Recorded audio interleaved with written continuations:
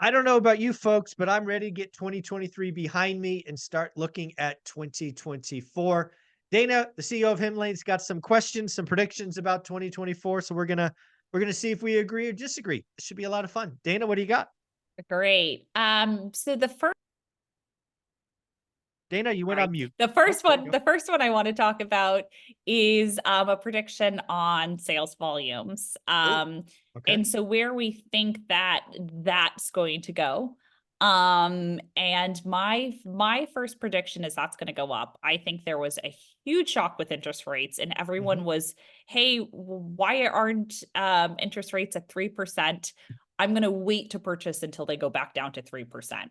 I Okay. think after you get that sticker shock and then months go by, Hmm. folks are saying, you know what, we're in this higher interest rate climate that is not changing. They were very Okay. artificially low for way too long, and Hmm. folks say, you know what, we are going to buy, and then we're going to look at refinancing, and it's not the end of the world. Right. So I do think sales volumes will go up.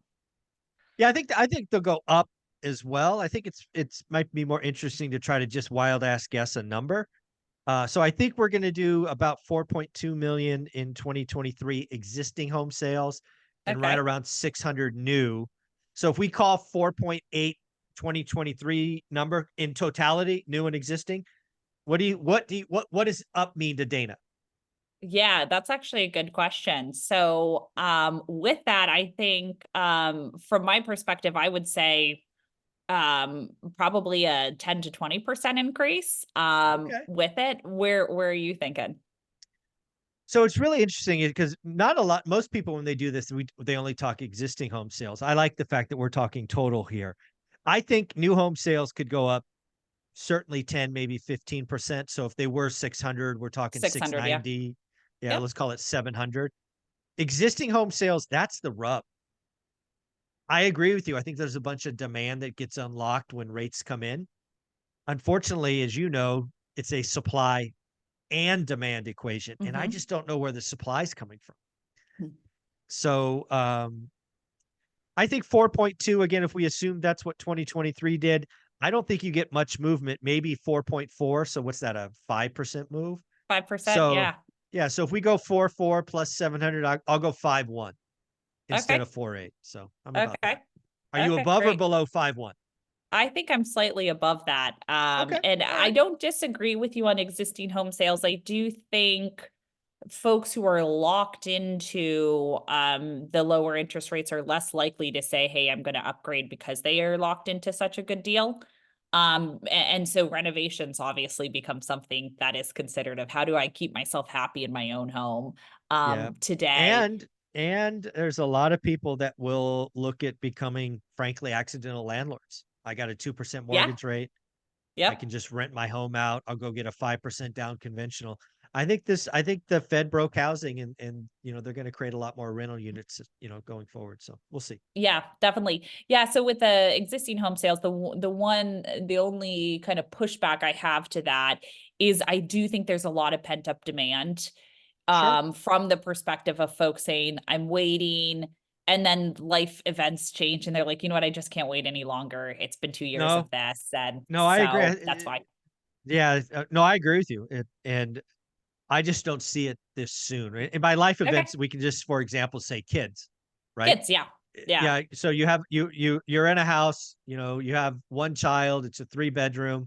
You have another one. You have another one. And it's like, but the little ones, the next 2 years they're in a crib. Yeah. So I see those life events, but I see those as a 2026. Like, honey, it's just too cramped.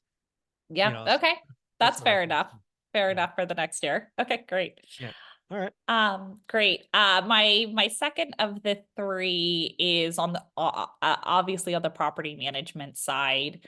Hmm. Um, I do believe that more folks are going to be looking at alternatives to the traditional model. Oh, And they're going to be questioning, obviously, on the technology side of how do I get more transparency?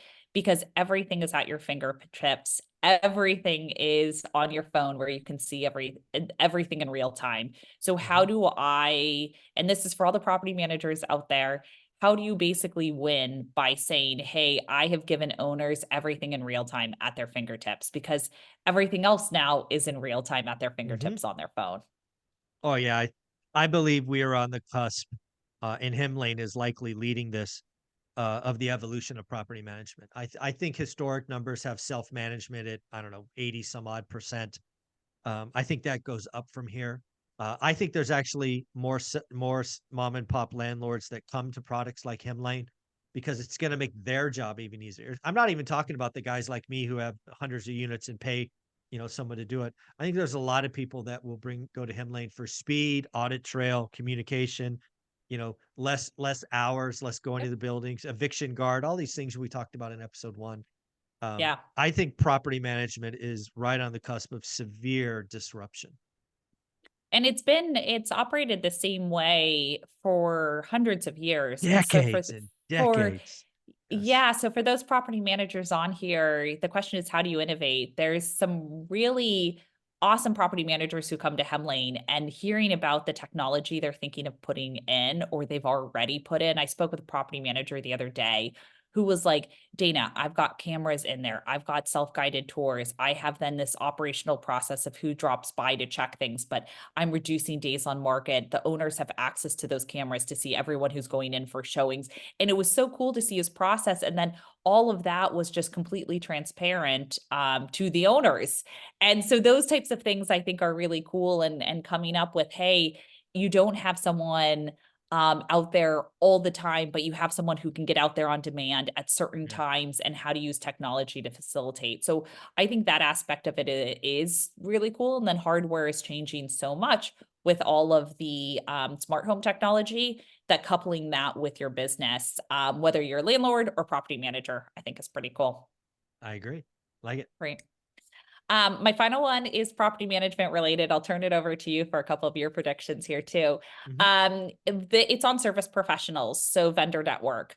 I believe in order to win, your vendor network is going to be the key to success. And here is why. I do believe it's going to be continue to be more difficult to find great deals out there. And so Mhm. optimizing your current portfolio, we see that from a vendor network perspective, it's very, very hard to find good service professionals.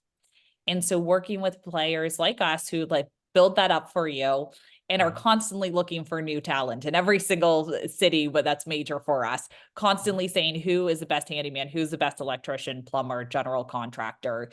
Yeah. And so I really do think there's going to be more to that, and more on the tech side where you'll be able to work with tech players who say, hey, this person is in only our network. You can't get them if you're not in our network, and really helping to provide that exclusivity with it. And some good examples of that, I think, are new companies that have launched. This is not on the rental side, but on for homeowners, something like Honey Homes, where Mm. they have their own handyman. They come out once a month to check on your property.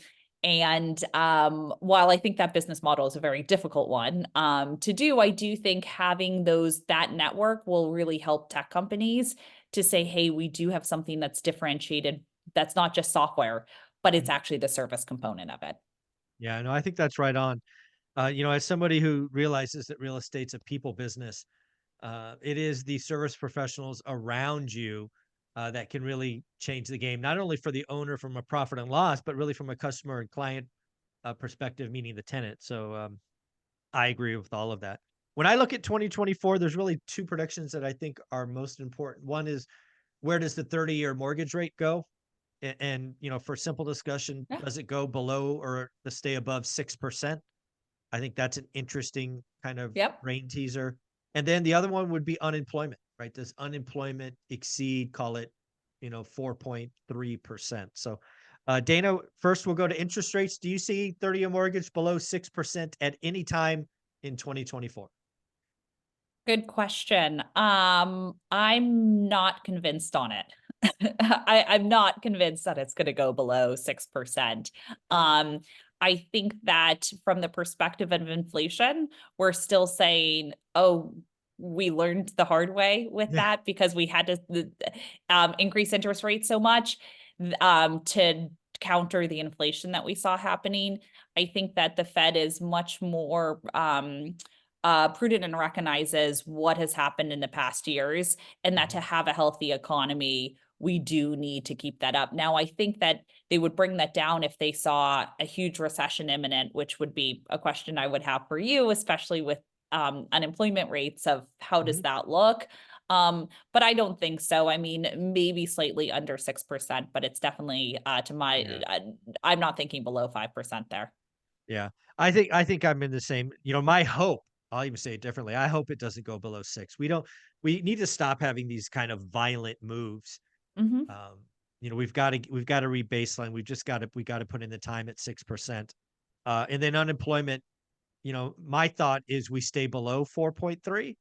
Okay. But you're absolutely right. There are people talking about unemployment going up significantly. And if that happens, all bets are off on rates to go back to zero, all of those things. So I guess as a CEO, somebody who is always constantly looking to add talent, are you finding it easier, harder to find talent? Do you think unemployment could exceed 4.3, or what are you seeing? Well, I think you have to segment it by industry. So I think every industry is different. For us on the tech side, it's been very easy to find Mm, talent. 2 years ago, we were struggling to mhm. find the talent that we can find today. And Okay. that is I like because it. in our industry, tech has been hit so hard because of Yes. the interest rate environment that discounted cash flows, when you're looking at what these company valuations are, these growth stocks and Yep. growth companies, valuations have just got hammered. And, what you thought you were worth, now suddenly you're worth half that. And these CEOs are making decisions and boards to say, hey, we've got to let go of 20, 30% of our tech staff. And Yep. so that has actually helped us from the perspective of there's a lot more people looking on the market, but typically we don't actually look at those. We look at the people who are in those companies that now are taking on 3 jobs, and Exactly. they could come to Hemlane and have 1 job. Yeah. And so looking at it that way, and actually reaching out to the talent before they make the decision to leave the company. Nice. And so that has been to date a huge strategy of ours. Awesome. Well, Dana, I appreciate you being here. You and the Himlane team will be at our event February 17th and 18th in Vegas. I look forward to meeting you in person again, Da, da, as da, well da. as the folks that you bring with you. Dana, thank you very much. Thanks, Michael. Bye.